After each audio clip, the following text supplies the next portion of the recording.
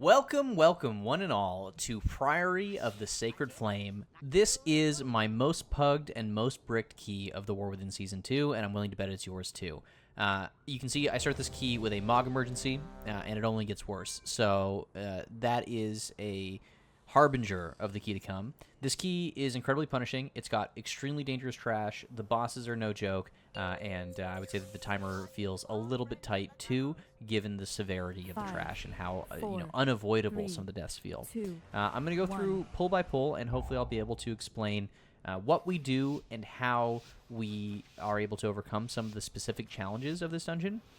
The first pull is one of the most challenging.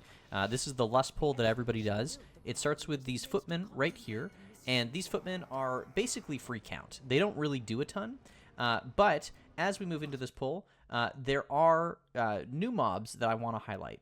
The Arathi Knight here on top of one of the links, and the Arathi Knight here. They both do an ability called Interrupting Shout, or perhaps it's Interrupting Roar. And you can see that I track that on my weak aura right here. So I know in 19 seconds there's going to be a big AoE damage event. I need to prep for that appropriately, otherwise, I'm going to die. And since we're going to have two of them, they're going to go off in quick succession, one after another. So I'm going to go ahead and I'm going to play the pull, and I'm going to explain what happens, how it happens, and why it happens. Of late, the devotees have become secretive. We group things up, we lust. I start dotting. I drop the world's worst Ursul's Vortex. It's way too early, and I just want to pause.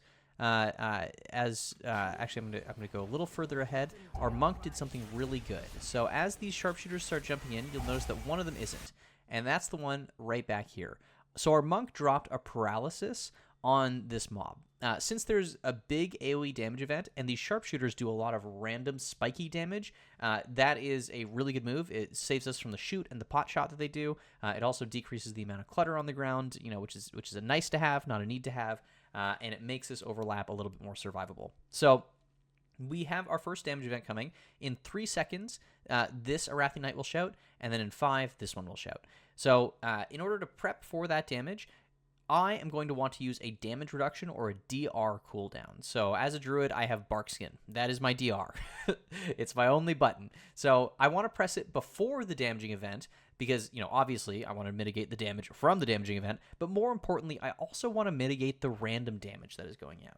So as that goes out, if I am shot by a bolt just before or just after or during, then I'm not in immediate danger of dying. So I'm going to hit play here. You can see I Barkskin now. I take a shot just before the shout goes out, and you can see that the Paladin was in the same boat. He might have taken 2 shots, but he took 2 shots as well as the shout, and instead of pressing his defensive, he actually pressed Blessing of Freedom instead. So that might have just been a mistake on his part, and he reacts by bubbling. Right, so that all that damage that has to be healed, he actually doesn't get any value from his immunity here. What he really needed to do is he needed to press that before the damage went out, right? And so that's what DRs and immunities are really good for. See, the hunter, his health didn't dip at all because he had Aspect of the Turtle running. So then we go ahead, we break the CC here, and we get the sharpshooter in, and we keep fighting. The other thing that's important to note, too, is that when you are managing your defensives, you want to use the minimum viable cooldown, right? So you want to press the smallest button possible to make sure that you survive that pull. In my case, I don't have any choice, right? I have to press Barkskin here, and the reason why is I have heals otherwise. So, in between the one shout and the other shout, I could top myself with Health Potion, but that's a 5-minute cooldown, right? So if I press Barkskin first, that means that I can Health Potion the second one, and then I might be able to Barkskin the third one because I've bought myself enough time for my small cooldowns to come back up again, right?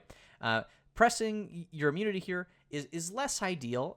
You're actually going to want to press one of your smaller buttons, so that way you have this for when things get really tricky, and you can press them proactively to mitigate a lot more. All right, so I'm going to go ahead and keep playing the clip. We start pumping. We're doing as much damage as we can. The footmen do this defend thing, which is basically just, a DR for their allies. And the Demon Hunter breaks up here with Sigil of Misery, which is pretty good. And we just keep blasting. So, yeah. So now we have more of that shoot damage going out. It's spiky. We can see that we're a few seconds away from the next Interrupting Shout. Here it comes right about now. So, sorry, it's Disrupting Shout. So there, I take Disrupting Shout, and I track Well-Honed Instincts, which is actually what's ticking right now in the form of Frenzied Regen, and it's usually over here. It looks like Survival Instincts because that's the talent icon, but it's gone, which means that it's now on CD for me, and you can also see it up here. So at the same time that this shout's going out, I also get unlucky, and I get this bleed. Right? So I know that I'm in super danger right now, and there's another shout that's about to go off. I am sitting at 37% health in bear form with this ticking, with a massive bleed. I need to health pot here, or I am going to die. And so I do. So the health pot brings me back up to 100%, and I'm cooking. I'm still in bear form, still getting that extra verse, I'm still getting that extra health, and we watch the second one go off, and I'm back down to 43% health. Right? So that overlap is incredibly dangerous. I see people die to that all the time, and as a squishy class, I have to be thinking about that more than I'm thinking about doing damage right now. Doing damage is nice to have. Living is a need to have. If you can choose between losing some uptime and sitting in bear form versus dying, you always want to take the sitting in bear form.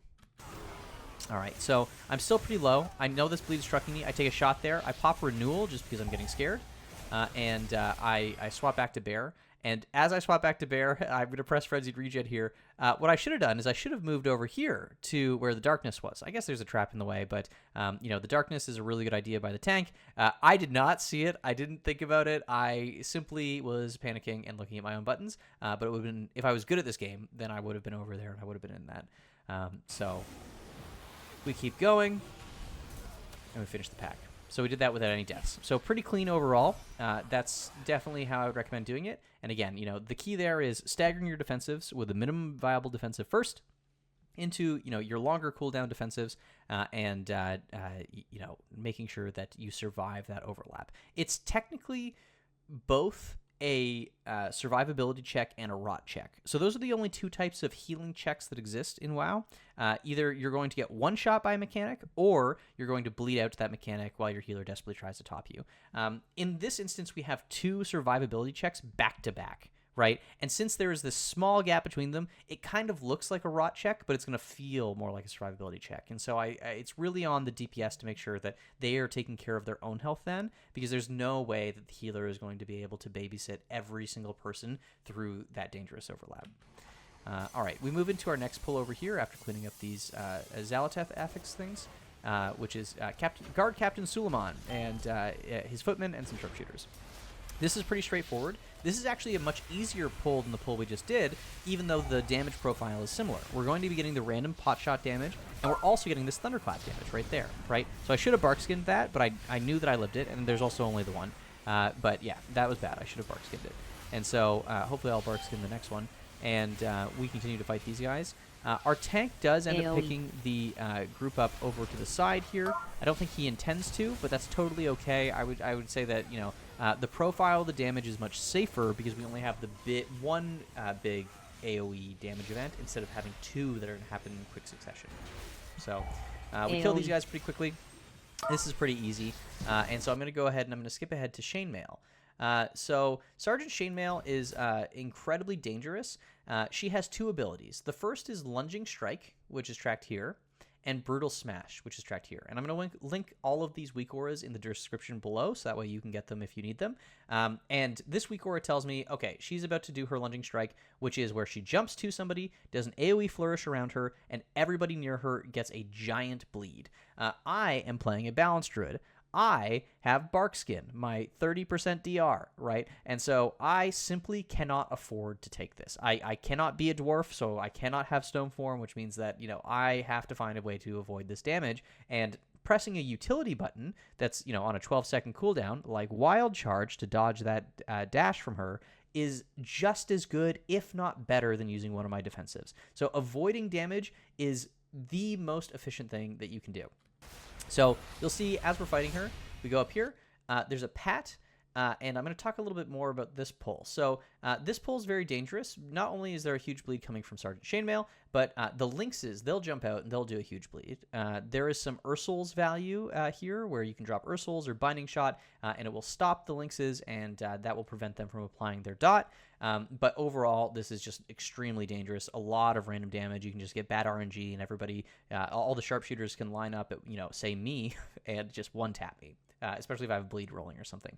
So you can avoid pulling this by walking through here if you take the sharpshooter with the Lynxes and you wait until he is at the apex of his pat, either here or up here, and then you can imprison him, paralysis him, entangling roots him, mind soothe even, and then just walk on past. So for that reason, I would actually recommend fighting Sergeant Chainmail down in the previous area with trash from around there. There's still some footman packs that you can easily clean up for free count, and the flat area makes it much easier to dodge her lunging strike. All right, so lunging strike is about to go here, and just watch what I do. As the lunging strike goes out, I'm like, okay, all right, time to be scared. I run away, right? And it wasn't on me. And you might think, oh, okay, well, how do I know if it's going to be on me or not?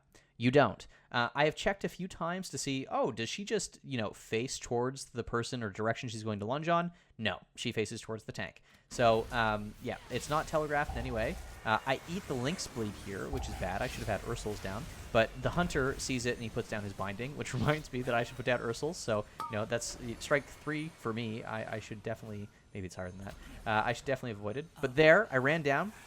And I was able to dodge Chainmail, so I don't have the big bleed from her. So that's good play on my part. And then I knew that I was doing this key because I wanted to show you guys the Wild Charge tech. So I Wild Charge there as her next lunge goes out. And now I'm a little bit far forward in the pack, and that makes it tricky. I didn't want to Wild Charge off the stairs because then I would have fallen. That would have been too far. So I run out over here. I see the pat, and I go, oh, I can't go any further. I'm going to have to eat this bleed. So I pop into bear form real quick.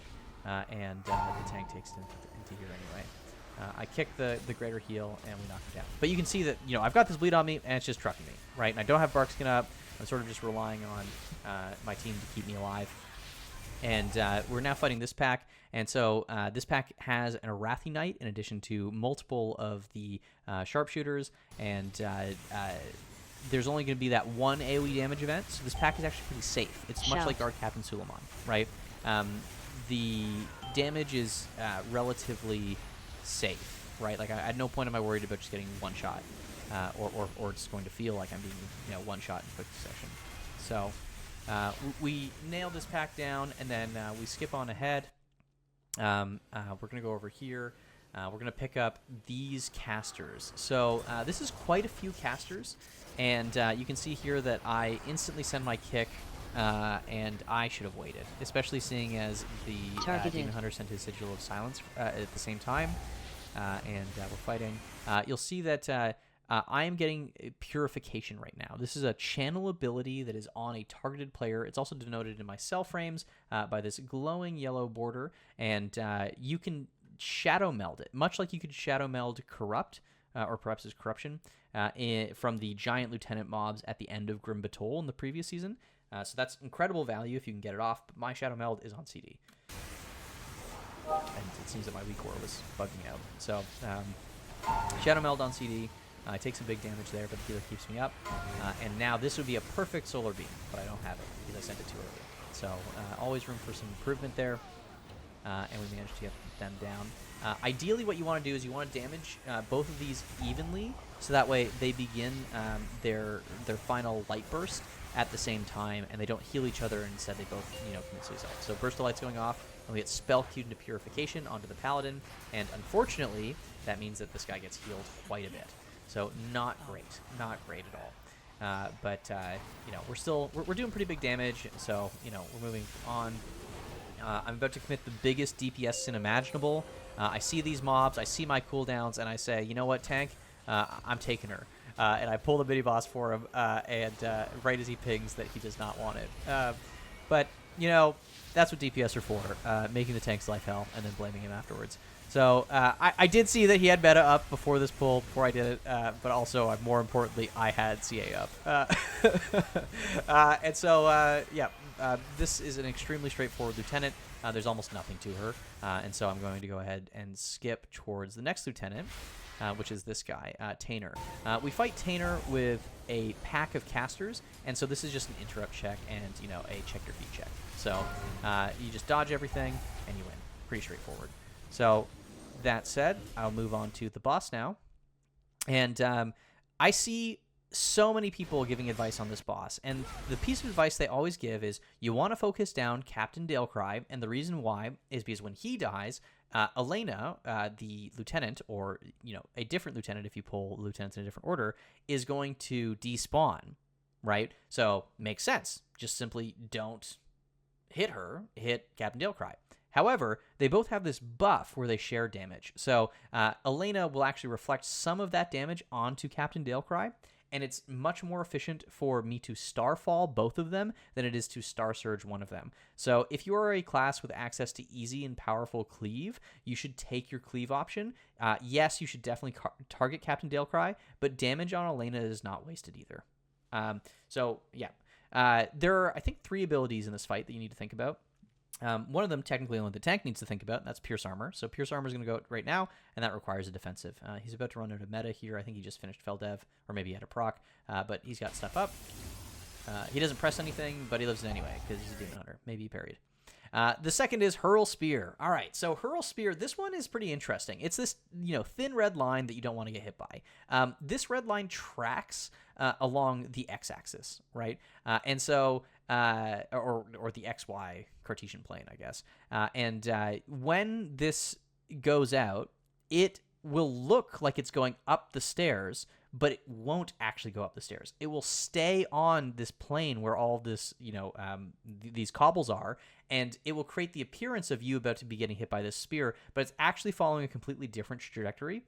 I don't think this is intended by Blizzard, but also, you know, we're week 1, the patch is live, this is on PTR. I'm sure people have pointed this out now, that it's wonky when you stand on the stairs. So it is possible to stand on the stairs, and as long as you are not in like a perfect line with the boss, then he will aim at you and completely miss. However, I simply wouldn't risk it. This is an incredibly easy mechanic to avoid. Just do the mechanic. This is literally 1 global worth of movement. It is not worth greeting, and I would just do it. It's far easier to do the fight than to try to cheese it, and that would be my advice, and that's what I do every time. So, Hurl Spear goes out here, and now there is a kick. You know, you always want to kick it. The third mechanic you want to think about is going to come from the lieutenant that we have up, Elena, and she is going to cast it right after Divine Judgment. She's going to cast Holy Radiance. So this is what you want to use your defensive on. I bark skin this, and you can see I think I'm the only one that hit a defensive, and it's obvious when you look at the health bars. So it's still not a ton of damage, but it's the kind of thing that, you know, you have defensives, you should use them. So here's what I was talking about in regard to the spear. So this spear defensive looks like it is going up these stairs, and that is deceptive. If you are standing directly in that line, you might get hit by it, you might not get hit by it. And so the best thing that you can do is simply not put yourself in a situation where you're unsure and you do not know, right? So this spear will continue to follow this line here, right? And so if you're in this line, you will get hit by it. But the line bends up towards the Priory. So it's very confusing. I found this out when I originally died to this mechanic in a different key, where I was like, oh, okay, I'm like 90 degrees away from the line. I'm surely safe. Wrong. It's because you need to be looking at this line down here. This is the only part of the line that it matters. This is all fake. This is lies. All right. Yeah, and then this is basically just rinse and repeat. This fight is pretty straightforward. This is definitely the version of the fight that I would recommend. You can go right, and you can make the fight easier for your tank if your tank can't live this. But doing so means that you're going to have an overlap with a lieutenant that casts a firestorm that is incredibly deadly. I would not recommend doing that, because when Captain Dailcry leaps on somebody and pins them down, if that overlaps with the firestorm, which it inevitably will, then you will simply die. You just die there. And you have to commit a V-res. So. All right. Okay. That is Captain Dailcry. Now we go up into the Priory. All right. So we have some new mobs here. I just want to point them out because these trash mechanics are so important, and I think that a lot of people aren't familiar with them, especially given that this is a tyrannical week and Fortified only kicks in at 10 and up. So The Paladins cast an ability called Sacred Toll. It's basically Divine Toll, right? It even has the same sound effect, and it's going to be, we're going to treat it exactly like the Interrupting Shout or Disrupting Shout from earlier. So this AoE will go out, and then this AoE will go out, and it's going to happen really fast back to back. So the plan should be Barkskin, Health Pot, Barkskin, right? And then failing that, Bear Form and Renewal to fill in wherever I can. I don't have Barkskin up right now, so I know that I'm going to be in danger here, but we're going to pull anyway. And then, the Zealous Templars. These guys buff themselves with a magic buff that increases their damage by 30%. I believe it's spell stealable, and it's also dispellable. So in the event that you have a purge, it's good to do that. And if you're a mage, that's free 30% damage. All right, we go ahead and pull this. We pull this with the Neophytes, and we lust this, I think. It's not my preference, but we do have 20 minutes and 24 seconds, so given clean play, that means that we get another lust in the dungeon, and I believe that's why our hunter did it. So I respect the call, even though it's not necessarily what I would have preferred. So Sacred Toll goes out here. I health bot. Second Sacred Toll is coming out here. I take the damage. The good news about this is that there isn't random bolt damage. I'm not going to be taking a smite or anything, and that means that I can afford to sit below 40% health and not be worried. As long as I survive the Sacred Tolls, I'm safe. I only have to think about that mechanic.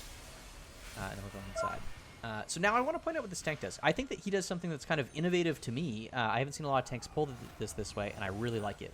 He pulls this group first, which has one paladin, and he goes up the stairs and he pulls the second group. So this offsets the timers between the paladins. So the Sacred Tolls are going to be going out at different times, and that means that there's going to be ideally more time between each Sacred Toll for us to be top. So I don't actually need to commit a big defensive or a big heal there because I am simply safe. Unfortunately, he waits a little too long in pulling the second pat, and he has it resync on the other end. So we still end up with the overlap, but that's okay. I think that the spirit of what he's trying to do here is really smart. I'm a big fan. So yeah, we kill this pack down. It does get a little spooky. I do drop pretty low there. I enter Bear Form maybe a little bit late. On a higher key, I would have died. So on a higher key, I'd have to Bear Form every Sacred Toll, especially if I don't have Barkskin. I'm looking to see if I'm going to be cast on. There's no casts on me, and I'm topped before the next cast goes out. That's what I'm thinking about there, just in case I need to commit Barkskin, or if I need to regrowth myself or enter Bear Form and hit Frenzy Regen. So that happens.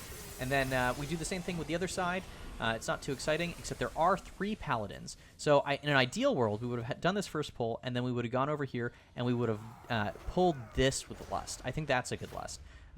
Because, the 3 paladins is pretty scary. So we're going to have Sacred Toll, Sacred Toll, Sacred Toll, right? And there's going to be, some priests throwing out smites, as well as some tank damage in the form of these Zealous Templars getting their Avenging Wrath buff out. So there's one Sacred Toll. There's a second. And you can see, the value of DR. My Barkskin's doing work here. And again, Pally's late on his defensive. And this new paladin that just joined us right here is going to have a Sacred Toll soon as well, too. So I do think there's fear, on the tank side, that if you pull this, the Sacred Tolls are going to line up exactly. So, that's pretty close. But, the healer is doing work right now. Like, I die there on an 11, I would be dead. I'm sitting at, 13% health. The healer is definitely feeling the pain. Just in hell, just doing the best they can. And here comes another Sacred Toll. And as soon as we get, that one paladin down, the fight just becomes so much easier. Like, 2 is manageable, 3 is crazy, which is why I think this is a decent Lust. And also, Braunpyke is kind of a do-nothing boss. You're not going to have any major healing or DPS checks that you need to meet with Lust. And given, how our timer went here, I think that, lusting that could be quite beneficial. All right. If not, this is, Braunpyke's a decent Lust.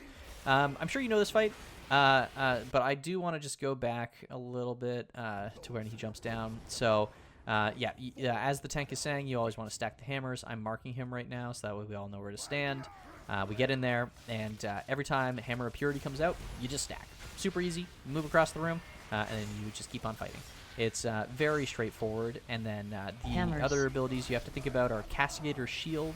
That does reasonably big damage. It's probably where you want to, commit a defensive if you have more than one. I should be committing a defensive to this Pyre right here, but I do not. So that's bad on my end, and I should have done that.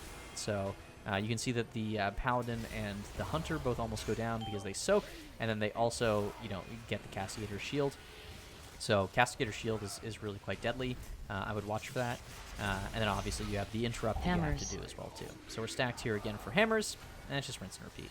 And as you know, he'll eventually cast Avenging Wrath, which means that, he just does everything but more of it. There'll be more hammers, there'll be more orbs that you have to soak into the fire, and yeah, it's just more damage. So be alive for that, but other than that, we don't need to cover this in any more depth. All right, now we're going into the inner sanctum of the Priory, or I guess the outer inner sanctum, because there's 2 doors, or 3 doors, I guess, because we're in a doorway right now. So we go in here. There are 2 paladins in this pack, so we have that classic Priory, Sacred Toll into Sacred Toll combo, right? And you can see Barkskin really putting in the work here. That DR is saving left and right. So definitely make sure that you defensive before Sacred Toll, and you just sort of keep fighting them. Other than that, if you were able to survive, the first pull and the other pulls previously with the Sacred Tolls in back-to-back quick succession, then you're in good shape here. You actually shouldn't be that scared. All right, moving on up. All right, so now, this 10's going pretty good. We have almost 13 minutes left, and we are entering the Inner Sanctum. But this is the hardest part of the key, in my opinion. As we're pulling this, we are supposed to be stacked over here by this fire, and the reason that we want to do that is because there are a bunch of casters, and this wall is semi-fake. What? Semi-fake? That's a thing? Yes, it is. They can't start casting on you from the other side of that wall, and you can't start casting on them. But if they have started their cast and you then move behind here, you cannot line the damage. So their damage is still going to go through. Noticeably, this happens with Fireball Volley. So this first pack here does not have a Conjurer, but this pack over here that is traditionally pulled with this front pack, it does have a Conjurer. And those Conjurers love to cast Fireball Volley as their very first cast. So if that goes off in conjunction with Sacred Toll, people simply die. Right? And so I see this, I see where my teammates are, and I know that Fireball Volley is coming. And even though it isn't there yet, I don't even have a nameplate for this mage. I know that it's about to start happening. So I run back over, I get back in line of sight, I see him, and I pop him just in time. Interrupted, literally with seconds left to spare. There's also a big Purify going out into a Sacred Toll. Paladin hits his defensive, a little bit late again there. Not to give him too hard of a time, and second Sacred Toll after that. So we definitely would have had a death. I would have been dead. The Hunter would have been dead. The Paladin likely would have been dead, just because of how deadly that volley is. Plus the fact that you have 2 Sacred Tolls happening back to back. So there's Sacred Toll again, and the healer goes down. I go to B-res the healer, but I'm getting purified, and I try to Shadow Meld the Purify. It goes on CD, but unfortunately, I needed to be purified. The light found me lacking and punished me accordingly. So, yeah, that's it. That's it for me. Now it's just the 2 mobs, and we have that damage pattern again of Sacred Toll into a little bit of a gap into Sacred Toll again. So that time I used Bear Form to survive. But, things are looking pretty good. Okay, we had our first couple of deaths, but one of them was mine, and that's on me. I could have played better.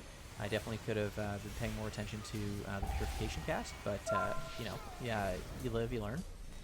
And now, this is the moment that I would say this pug starts looking more like a pug. A real ugly dog, if you will. And so we get in there. The tank did not mean to pull the Pat with that, I don't think. This is way too big of a pull.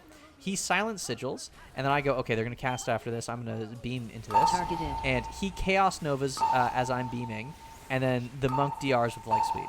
So we have sent everything, and even though we are alive right now, we're actually dead. We don't have any tools left. This is it for us. We're going to go down here. And so, that's on me. I messed up my my Solar Beam, and I need to Bear Form here. I renewal, but I actually think I overheal with that renewal. I think I must have gotten a Wog or something from the Paladin. And I run out thinking, oh, I'll save the pull. No, wrong decision. I should have let it reset. Yes, we did a lot of damage here, but it's just a mess. I think that we actually do end up just feeding a bunch of deaths here, and we do kill it. But you know, definitely, you know, not ideal play. This is not the kind of stuff that makes my mom proud. If anything, she would look at this and she would shake her head and she would go, "Ugh, you're like your father."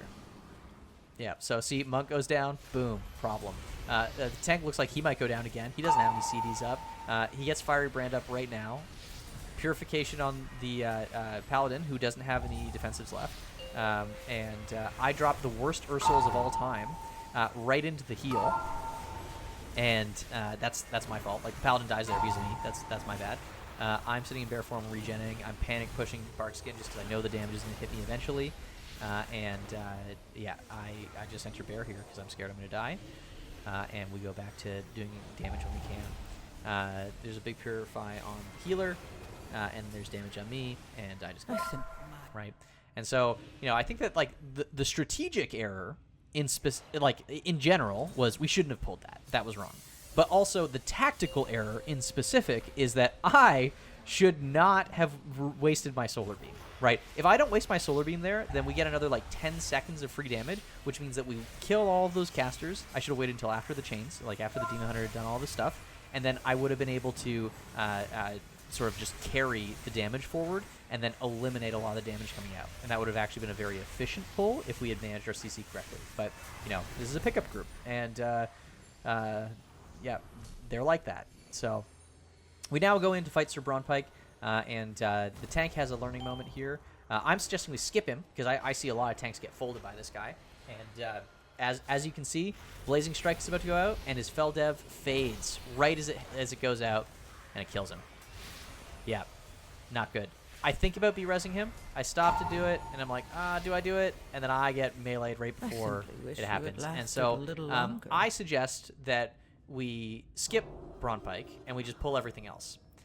This is an egregiously bad call. I am wrong. I should not have suggested this in the slightest. What we do is we then proceed to clear the rest of the room. It goes swimmingly, but we get to the end, and we realize that we're going to be short percent, and we just go, oh, well, you know, I guess we got 4 minutes and 31 seconds left. We can probably kill the boss and then maybe turn around, you know, kill the priest that is with Braunpyke, and we can finish out the dungeon. So it's tight, but, like, you know, we can still win. We can still win. We take these straight into the boss. Also, these footmen, they explode when they die. So you don't want to kill them evenly. You actually want to stagger how you pull them. Just that way they die at different times. Yep, damage is going out here. The healer's getting us all back up. I go, oh, wait a minute. There's my friend Sir Braunpyke. Hey, buddy. Welcome. Welcome, Sir Braunpyke. Turns out he pulls with the boss. I did not know that. I was wrong to suggest that we pick him up. So we wiped there. That is 100% my fault, and I should not have suggested that we do that. I just thought I was being clever, and I was not. So, you know, learn from my mistake. We do then go in. We fight Sir Braunpyke. The tank, does a better job of respecting his Crusading Strike, I think, which is the big tank buster. Blazing Strike. Not like the damage initial hit is reasonable, but it's actually the dot that super trucks. Demon Hunter's defensive profile in terms of healing is actually really good for that kind of thing usually. You still have to survive that initial like 2 or 3 seconds of damage before your soul fragments start healing you correctly. So, we kill him, and then we move on to the boss, Prioress Murrpray. And so Prioress Murrpray, is a pretty straightforward boss. Basically, you avoid the big circle on the ground, you interrupt her. Purify is the giant beam, but from the sky, and you just kite it around and try not to stand in the goop. And then her signature ability, Blinding Light, where you press a defensive and you turn around. So I think that I need to bear form every single one of these. I also believe that the damage increases in P2 from that. I'm not certain. It may be that the actual damage is increasing because, I almost go down there because I bear form late. I had Barkskin up too, so that's just bad. So she also does like pulsing AoE damage in the second phase. So I'm going to skip ahead to that part, we will see what we do about this. So as she's channeling this, she's pulsing. she's also summoning all of these neophytes to come and join the fight. So I dropped the world's earliest Ursouls. Actually, you know what? I have 2 world's earliest Ursouls in this dungeon. The first pull and this last pull. So as that's happening, I think I get like, you know, maybe like 1 person with that Ursouls. Embarrassing play. Can't believe I'm going to post this online. Yeah, so I'm starfalling because, you know, like, I want to kill these neophytes before they make it to us. She's also pulsing damage to them, which means that, you know, they're going to die eventually. We kite them backwards. The only tool I have left is Typhoon, but I was holding Typhoon for that, so it was fine. And we're able to get them down. There's only going to be 2 sets of ads, and now we just keep fighting. So we keep hitting her. You'll notice that we just keep taking this pulsing damage from, I believe it's Inner Fire. Whenever she has that up, we take additional damage, and the overlap between Inner Fire and Blinding Light specifically is what I was talking about earlier. I actually believe the Hunter dies to this. I think that he might be moving in, and he might stand in the gold. Yeah, he stands in the Purify, in addition to having the damage from Inner Fire and Blinding Light go out. So that's how he goes down there. Which is kind of unfortunate, you know, just the darkness over top of the Consecrate on top of the Golden Ground, you know, it really was not an ideal combo, but, you know, it's something you learn from. And that's it. That's the dungeon. You know, this 10 continues to elude me. I've timed quite a few 10s and 11s, you know, week 1, and I have really enjoyed this season so far. But this dungeon is significantly harder than others, and I would say that it definitely takes a coordinated group. And so with that, I want to go ahead and show you guys the skip that I was talking about earlier. This is the entangling roots on the sharpshooter at the apex of their pat. So you can do that on the left side or the right-hand side, and then just walk right on through. The next thing that I want to show you guys is the route that I would recommend. So here is a clip of the MDT, and I will include the string down below. Essentially, what you want to do is you want to make sure that you're always pulling the lieutenants with trash. That includes Lieutenant Chainmail with some unusual trash down in the courtyard, as well as some trash on the right-hand side, some extra footmen that I think that you can pick up for free. On your way to the High Priestess, I recommend that you hug the left-hand side on the grass there, and you pick up the footmen, and then you fight the footmen with the neophytes on top of High Priestess Amaya. All right, guys. I know you can time it. I know I can time it, and I look forward to making more of this kind of content. If you like this content, please do feel free to like and subscribe. See you guys. Oh, God, I begged. Ugh. It was like a reaction. I didn't even mean to do it. Is this what YouTube does to people?